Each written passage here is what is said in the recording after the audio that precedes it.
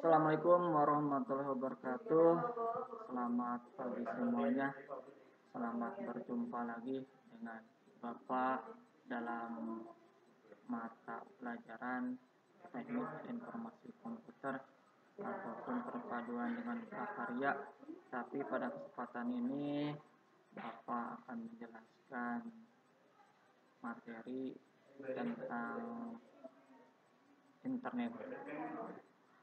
Semoga pada kesempatan ini merupakan kesempatan yang sangat berbahagia sekali karena kalian semua dapat menyimak dan menyaksikan materi yang akan Bapak sampaikan.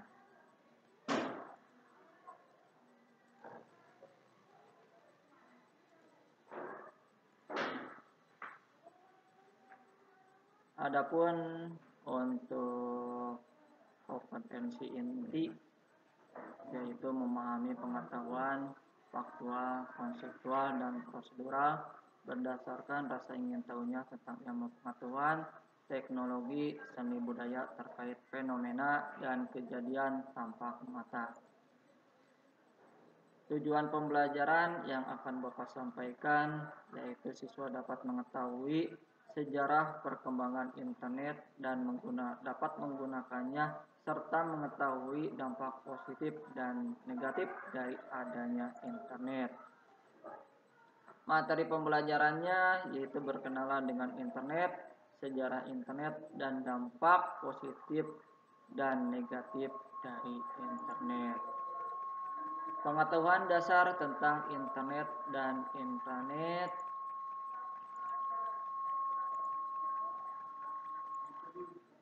Peta konsepnya adalah pengetahuan dasar tentang internet dan intranet. Penjelasannya yang pertama akan membahas tentang internet, pengertian internet, sejarah internet, layanan di internet, manfaat dan dampak negatif penggunaan internet. Penjelasan yang kedua selanjutnya yang akan Bapak sampaikan yaitu tentang intranet. Adapun penjelasan lain dari intranet yaitu yang pertama pengertian intranet, keuntungan penggunaan intranet, kelemahan penggunaan intranet. Pembahasan yang ketiga yaitu sistem jaringan komputer. Pengertian jaringan komputer, jenis-jenis jaringan komputer, protokol jaringan komputer, serta manfaat dari jaringan komputer. Secara garis besar, untuk pembagian jaringan itu terbagi menjadi dua. Yang pertama, kita ketahui ada yang dinamakan internet. Mungkin kalian sudah mengetahui, sudah tidak asing lagi dengan yang namanya internet. Di mana kita harus tahu dulu singkatan dari internet itu sendiri. Internet singkatan dari Interconnection Network yang berarti hubungan antar jaringan komputer di seluruh dunia yang membentuk suatu sistem jaringan informasi global. Jadi intinya untuk internet adalah jaringan komputer skala global. Seluruh dunia bisa terhubung dengan adanya jaringan internet. Yang kedua adalah intranet. Intranet adalah jaringan komputer dalam skala kecil yang menghubungkan beberapa komputer dalam satu lokasi. Untuk intranet ini ada yang membedakan dengan internet. Untuk internet itu global, luas, sedangkan internet cakupannya sangat sempit sekali. Dalam artian satu ruangan, satu sekolah, ataupun satu daerah. Jaringan internet, ini ilustrasinya digambarkan seperti ini. Beberapa komputer di seluruh dunia terhubung, saling berbagi, saling membutuhkan satu sama lainnya dalam satu jaringan. Dalam satu jaringan yang cukup besar sekali, sehingga dinamakan dengan jaringan internet. Nah, ilustrasinya seperti ini, di mana ketika kita akan terhubung dengan internet seperti kelas 2 ataupun pertama kali kita mengetahui bahwa ketika kita ingin terhubung dengan internet itu harus ada alat-alat sehingga kita bisa terhubung dengan internet. Seperti halnya dalam ponsel, kita harus memiliki ponsel itu sendiri, harus memiliki yang namanya kuota, di mana di sana di ponsel itu sendiri harus ada aplikasi seperti halnya Google Chrome, seperti halnya YouTube, dan yang lainnya sehingga kita bisa mengakses dengan yang namanya internet. Ilustrasi yang kedua digambarkan seperti ini, jaringan intranet, jaringan yang sangat kecil sekali, di mana satu komputer ada satu server dan workstation ataupun dalam satu lokasi di situ ada printer, beberapa komputer saling terhubung, jadi tidak menggunakan modem.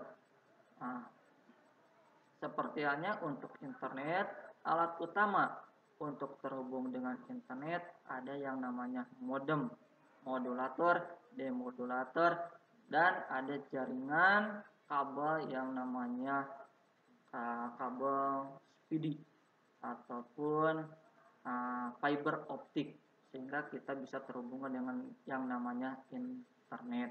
Sedangkan jaringan intranet hanya menggunakan kabel jaringan saja. Nah, seperti ini ilustrasinya juga beberapa komputer dalam satu ruangan bisa terhubung, bisa berbagi, bisa saling berkirim, bertukar data, tapi tidak bisa menggunakannya secara luas.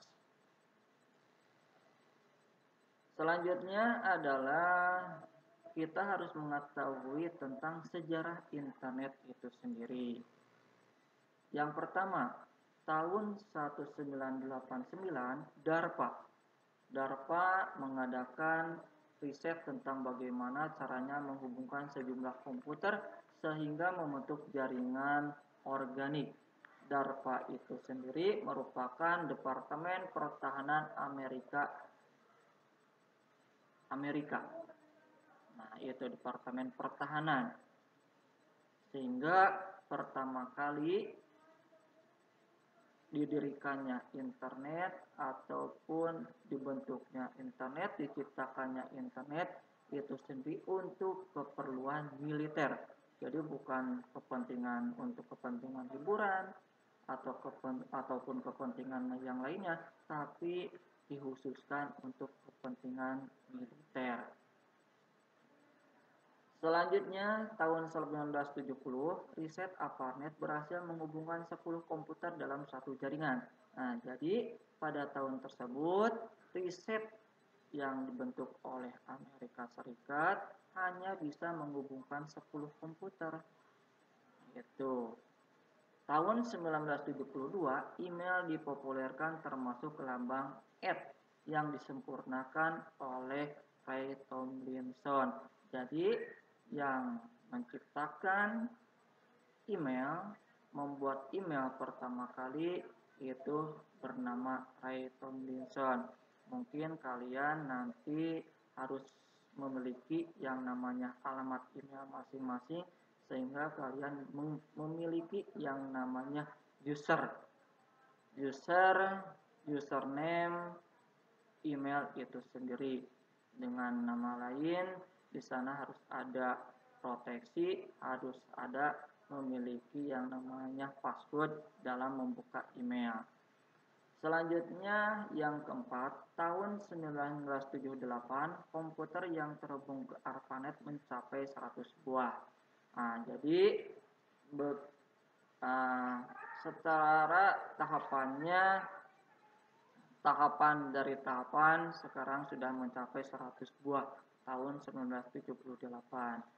Tahun 1979, Tom Prescott, Jim Ellis, dan Steve Belopin merancang newsgroup pertama yang bernama Usenet. Usenet itu sendiri merupakan newsgroup ataupun perkumpulan alamat-alamat dari Usenet. Tahun 1982, protokol TCP/IP menjadi protokol resmi yang menghubungkan semua jaringan. Tahun 1984, adanya DNS.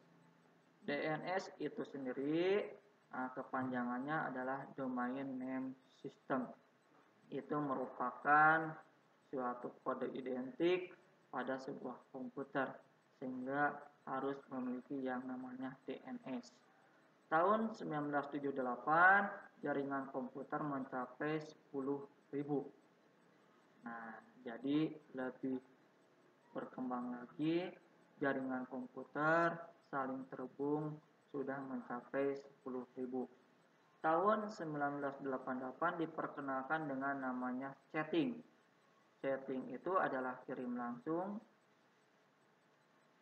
ataupun cara ber-SMS secara langsung melalui media internet yang penciptanya ataupun yang memprakarsainya yang bernama Jarko Oikaren. Tahun 1988, Timothy Berners-Lee memperkenalkan WWW atau kepanjangannya adalah World Wide Web. Nah, itu merupakan suatu alamat address pertama itu sesudah adanya HTTP. Sesudah ada HTTP, di sana ada WWW World Wide Web. Selanjutnya tahun 1992, 1 juta komputer terhubung dan istilah surfing the internet mulai dikenal. Surfing the internet itu ataupun sekarang itu dikenal dengan namanya browsing. Menggunakan internet berselancar dengan media internet. Bisa dengan menggunakan Google, Yahoo, sehingga pengguna bisa berselancar ataupun menjelajah, mencari informasi di dalam dunia internet. Tahun 1994, Yahoo didirikan dan menjadi program search engine. Search engine itu ataupun nama lainnya adalah mesin pencari. Jadi, tahun 1994, Yahoo didirikan dan menjadi program pertama sebagai search engine dengan pendirinya adalah David Willow. Tahun 1999, transaksi mencapai 1 miliar dolar AS. Cukup pesat sekali dengan adanya internet. Adapun di sini ada layanan internet, layanan-layanan yang diberikan ataupun ada aplikasi-aplikasi yang ada di internet. Yang pertama adalah www, seperti tadi telah dijelaskan, itu World Wide Web, kepanjangannya menjelajah, mencari informasi. Contohnya aplikasinya ataupun situsnya adalah Google, Yahoo, Foursquare, Bing, masih banyak lagi. Yang kedua adalah FTP. FTP itu kepanjangannya File Transfer Monitor ataupun File Transfer Protocol, yaitu berfungsi mentransfer atau memindahkan suatu file. Jadi bukan hanya komputer satu dengan komputer lain dalam satu lokasi, tapi dengan menggunakan internet bisa antar negara ataupun antar daerah. Lebih luas lagi untuk FTP. Yang kedua adalah email. Seperti tadi sudah dijelaskan siapakah penemunya, di mana email itu kepanjangannya adalah electronic mail ataupun surat elektronik. Kita bisa berkirim pesan, bisa berkirim gambar, berkirim file. Itu dimudahkan dengan adanya email. Yang keempat adalah telnet. Telnet merupakan aplikasi remote login, yaitu untuk mengakses suatu server dari komputer lain. Jadi komputer lain itu bisa kita gunakan dimanapun dengan menggunakan remote login. Yang kelima adalah mailing list merupakan kumpulan dari email. Yang keenam adalah newsgroup atau kelompok diskusi, di mana merupakan layanan untuk menyampaikan pendapat atau memberikan tanggapan atas topik tertentu. Yang ketujuh, chat. Chat memungkinkan sejumlah pengguna yang bergabung bisa berkomunikasi secara langsung, seperti halnya ada Yahoo Messenger, FWD, ataupun yang ada dalam ponsel itu ada aplikasi seperti WhatsApp, seperti Messenger, seperti masih banyak lagi. Yang kedelapan, layanan di internet adalah download. Mungkin kalian sudah tidak aneh lagi yang namanya download. Download itu adalah menyalin file dari satu situs web dengan beberapa cara ataupun langkah-langkah yang benar, ataupun juga ada suatu file yang diproteksi. Jadi ada bermacam-macam cara untuk mendownload. Bahkan ada juga yang harus berbayar. Tapi ada juga yang freeware ataupun gratis. Yang selanjutnya adalah upload. Upload itu sendiri adalah mengirimkan file dari komputer kita ke internet. Seperti halnya kita akan mengirimkan suatu video ke YouTube. Banyak sekali orang-orang yang viral, yang terkenal, yaitu dengan mengupload video, mengupload suatu situs kita, informasi kita ke dalam internet. Seterusnya kita harus tahu di samping kita mengenal menggunakan internet, kita enak, enjoy dengan menggunakan internet, banyak hiburan ataupun banyak film, ada musik. Kita harus tahu dulu ya apa dampak positif dan negatif internet. Yang pertama akan Bapak sampaikan, dampak positif yang pertama adalah internet sebagai media komunikasi. Kita pada dampak positif yang pertama ada suatu keuntungan, yaitu kita berkomunikasi satu dengan yang lainnya. Kita bisa berkomunikasi dengan orang jauh, kita bisa berkomunikasi dengan negara lain, bisa berbincang ria. Itu adalah internet sebagai media komunikasi. Yang kedua adalah media pertukaran data. Tadi Bapak telah sampaikan kita bisa mendownload ataupun bisa mengupload, kita bisa memposting, kita juga bisa mengambil postingan orang lain. Yang ketiga, media mencari informasi atau data.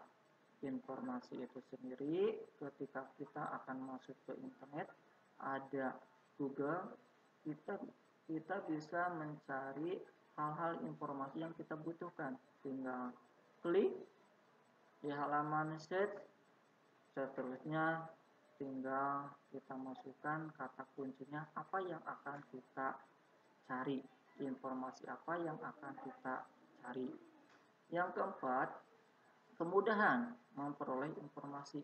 Memang sangat mudah sekali, informasi yang kita butuhkan insya Allah pasti ada di sana.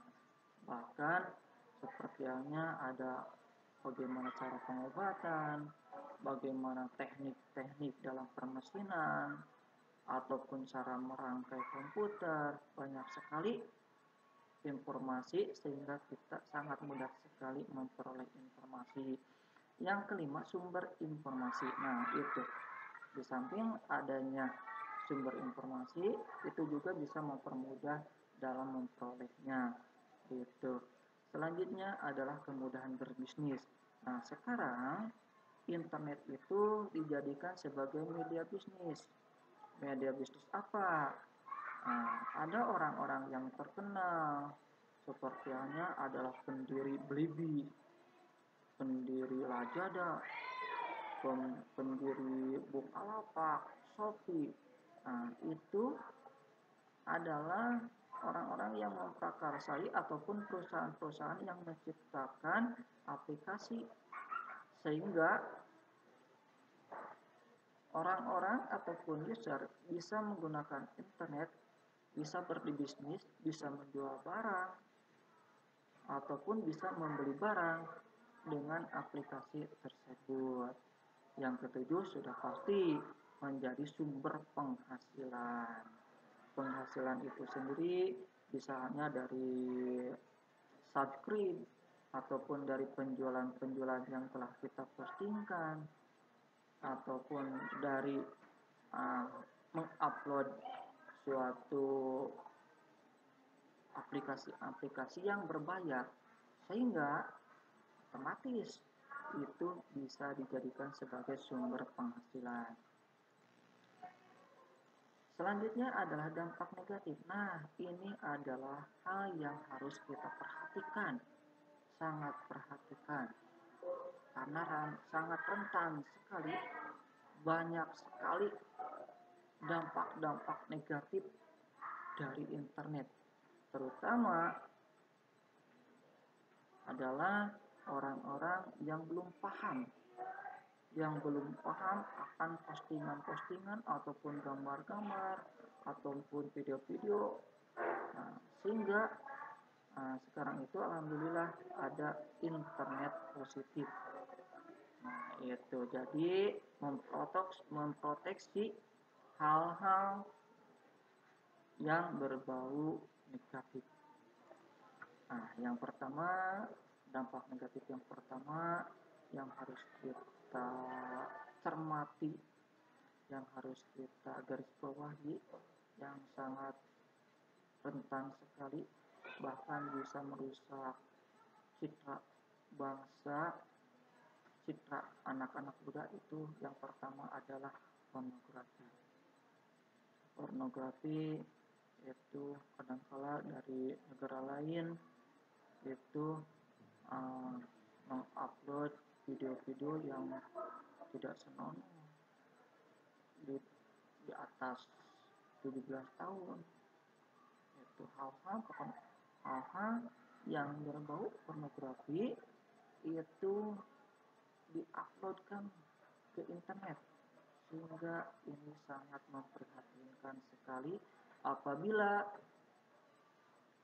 yang melihat, yang menyimak, yang membuka video tersebut di bawah umur. Yang kedua adalah violence and gore. Violence and gore itu sendiri adalah kekejaman dan kesadisan. Banyak sekali orang-orang yang tidak bertanggung jawab mempostingkan ataupun menguploadkan video-video yang berbau kekejaman dan kesadisan. Itu. Jadi kita harus bijak dalam menggunakan internet. Yang ketiga adalah penipuan.